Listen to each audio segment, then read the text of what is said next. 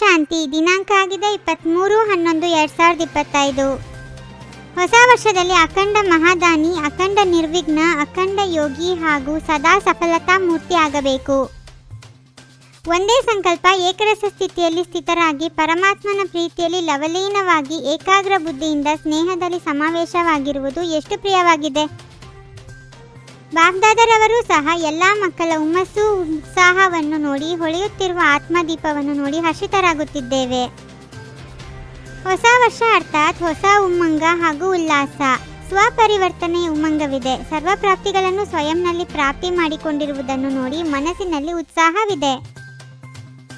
ಅವರಿಗೆ ಒಂದು ದಿನದ ಉತ್ಸಾಹವಾಗಿದೆ. ಮತ್ತೆ ತಾವು ಅದೃಷ್ಟ ಪ್ರಿಯ ಮಕ್ಕಳಿಗೆ ಸಂಗಮ ಯುಗದ ಪ್ರತಿದಿನ ಉತ್ಸವವಾಗಿದೆ, ಏಕೆಂದರೆ ಖುಷಿಯ ಉತ್ಸಾಹ ಇದೆ. ಪ್ರಪಂಚದವರಾದರೆ ನಂದಿ ಹೋಗಿರುವ ದೀಪವನ್ನು ಬೆಳಗಿಸಿ ಹೊಸ ವರ್ಷವನ್ನು ಆಚರಣೆ ಮಾಡುತ್ತಾರೆ. ಮತ್ತೆ ಬಾಬ್ದಾದ ಹಾಗೂ ತಾವು ಜಾಗೃತರಾಗಿರುವ ದೀಪಗಳ ಜೊತೆ ಉತ್ಸವವನ್ನು ಆಚರಣೆ ಮಾಡಲು ಬಂದಿದ್ದೀರಿ. ಹಳೆಯ ವರ್ಷ ವಿದಾಯಿ ತೆಗೆದುಕೊಂಡಾಗ ತಾವೆಲ್ಲರೂ ಸಹ ಹಳೆಯ ಸಂಕಲ್ಪ, ಹಳೆಯ ಸಂಸ್ಕಾರಗಳಿಗೆ ವಿದಾಯಿ ಕೊಟ್ಟು ಹೊಸ ಒಲವು ಉತ್ಸಾಹದ ಸಂಕಲ್ಪಗಳನ್ನು ಪ್ರತ್ಯಕ್ಷ ರೂಪದಲ್ಲಿ ತರುತ್ತಿರಲ್ಲವೇ. ತಾವೆಲ್ಲ ಬ್ರಾಹ್ಮಣರು ಪೂರ್ಣ ವಿಶ್ವದ ಆತ್ಮಗಳ ಪರಿವರ್ತನೆಗೆ ನಿಮಿತ್ತರಾಗಿದ್ದೀರಿ. ವಿಶ್ವದ ಆತ್ಮಗಳ ಪರಿವರ್ತನೆಗೆ ನಿಮಿತ್ತರಾಗಿದ್ದೀರಿ. ವಿಶ್ವದ ತಳಪಾಯ ಆಗಿದ್ದೀರಿ. ಪೂರ್ವಜರಾಗಿದ್ದೀರಿ. ಪೂಜ್ಯರಾಗಿದ್ದೀರಿ. ಬಾಗ್ದಾದ ಯಾವುದೆಲ್ಲ ಖಜಾನೆಗಳನ್ನು ಪ್ರಾಪ್ತಿ ಮಾಡಿಕೊಂಡಿದ್ದೀರೋ ಆ ಖಜಾನೆಗಳನ್ನು ಸಫಲ ಮಾಡಿ ಮತ್ತು ಸಫಲತಾ ಸ್ವರೂಪರಾಗಿ ಎಂದು ಸೂಚನೆ ಕೊಡುತ್ತಾರೆ. ಪ್ರತಿಯೊಂದು ಶ್ವಾಸವನ್ನು ಸಫಲ ಮಾಡಿ, ಪ್ರತಿ ಸಂಕಲ್ಪವನ್ನು ಸಫಲ ಮಾಡಿ, ಪ್ರತಿ ಶಕ್ತಿಯನ್ನು ಸಫಲ ಮಾಡಿ, ಪ್ರತಿ ಗುಣವನ್ನು ಸಫಲ ಮಾಡಿ ಸಫಲತಾ ಮೂರ್ತಿ ಆಗುವಂತೆ ಈ ವಿಶೇಷ ವರ್ಷವನ್ನು ಆಚರಿಸಿ. ವಿಶೇಷವಾಗಿ ಸಮಯದ ಖಜಾನೆ ಎಂದು ವ್ಯರ್ಥವಾಗದಿರಲಿ. 1 ಸೆಕೆಂಡ್ ವ್ಯರ್ಥವನ್ನು ಸಹ ಕಾರ್ಯದಲ್ಲಿ ಉಪಯೋಗಿಸಿರಿ. ಸಮಯವನ್ನು ಸಫಲ ಮಾಡಿ. ನಿಮ್ಮ ಸಮಯ ಸಫಲತೆಯ ಪ್ರಾರಬ್ಧವನ್ನು ಪೂರ್ಣ ಅರ್ಧಕಲ್ಪ ಸಫಲತೆಯ ಫಲಪ್ರಾಪ್ತಿ ಆಗುತ್ತದೆ. ಈಗಿನ ಸಮಯದ ಸಫಲತೆಯ ಪ್ರಾರಬ್ಧ ಪೂರ್ಣ ಸಮಯ ಪ್ರಾಪ್ತಿ ಆಗುತ್ತದೆ. ಗುಣಗಳ ಖಜಾನೆ ಸಫಲ ಮಾಡುತ್ತೀರೆಂದಾಗ ಅದರ ಪ್ರಾರಬ್ಧವಾಗಿ ದೇವತಾ ಪದವಿಯ ಅರ್ಥವೇ ಆಗಿದೆ ದಿವ್ಯ ಗುಣಧಾರಿ. ಮತ್ತು ಜೊತೆಗೆ ಈಗ ಕೊನೆಯ ಜನ್ಮದಲ್ಲಿ ತಮ್ಮ ಜಡ ಮೂರ್ತಿಯ ಪೂಜೆ ಮಾಡುತ್ತಾರೆ.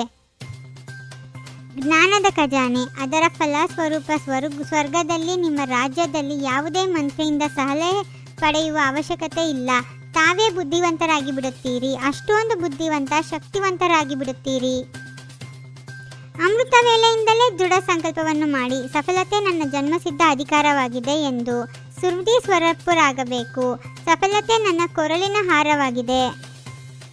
ಈ 3 ಶಬ್ದಗಳು ನಿರಾಕಾರಿ, ನಿರ್ವಿಕಾರಿ, ನಿರಹಂಕಾರಿ ಸದಾ ತಮ್ಮ ಮನಸ್ಸಿನಲ್ಲಿ ರಿವೈಸ್ ಹಾಗೂ ಅನುಭೂತಿ ಮಾಡುತ್ತಿದ್ದರೆ ಸಹಜವಾಗಿ ಸ್ವತಃವಾಗಿ ಸಮಾನವಾಗಿ ಆಗಿಯೇ ಬಿಡುತ್ತೀರಿ. ಮಾತಿನಿಂದ ಜ್ಞಾನದ ಸೇವೆ ಮತ್ತು ಕರ್ಮದಿಂದ ಗುಣದಾನ ಅಥವಾ ಗುಣದ ಸಹಯೋಗವನ್ನು ಕೊಡುವಂತಹ ಸೇವೆ ಮಾಡಬೇಕು. ಮನಸ್ಸಿನ ವೈಬ್ರೇಷನ್ ಮೂಲಕ, ವಾಯುಮಂಡಲದ ಮೂಲಕ, ವಾಚಾ ವಾಣಿಯ ಮೂಲಕ ಹಾಗೂ ಚಲನೆ ಚಹರೆ ಕರ್ಮದ ಮೂಲಕ 3 ಸೇವೆಗಳು ಒಂದೇ ಸಮಯದಲ್ಲಿ ಒಟ್ಟಿಗೆ ಇರಬೇಕು. ಕಿರುಕುಳ ಕೊಡುವಂತಹವರಿಗೂ ಗುಣಮಾಲೆಯನ್ನು ತೊಡಿಸುವಂತಹವರು ಇಷ್ಟದೇವ ಮಹಾನ್ ಆತ್ಮಭವ. ಕಿರುಕುಳ ಕೊಡುವವರಿಗೆ ಗುಣಮಾಲೆಯನ್ನು ತೊಡಿಸುವುದು ಅರ್ಥಾತ್ ಜನ್ಮ ಜನ್ಮಾಂತರಕ್ಕಾಗಿ ಭಕ್ತರಾಗಿ ನಿಶ್ಚಿತ ಮಾಡಿಕೊಳ್ಳುವುದಾಗಿದೆ. ಇಲ್ಲಿ ಕೊಡುವುದೇ ಅನೇಕ ಬಾರಿ ತೆಗೆದುಕೊಳ್ಳುವುದಾಗಿ ಬಿಡುವುದು. ತಮ್ಮ ಮನಸ್ಸಾವೃತ್ತಿ ಸದಾ ಒಳ್ಳೆಯ ಶಕ್ತಿಶಾಲಿಯನ್ನಾಗಿ ಮಾಡಿಕೊಂಡಾಗ ಕೆಟ್ಟಿರುವುದು ಸಹ ಒಳ್ಳೆಯದಾಗಿ ಬಿಡುತ್ತದೆ. ಓಂ ಶಾಂತಿ. 21 ಜನ್ಮಗಳಿಗೆ 21 ಪರಮಾತ್ಮನ ಮಹಾವಾಕ್ಯಗಳನ್ನು ಆಲಿಸಿ ಹಾಗೂ ನಿಮ್ಮದೇ ಆದ ಈ ಚಾನಲ್ಗೆ ಲೈಕ್ ಮಾಡುವುದನ್ನು ಮರೆಯದಿರಿ.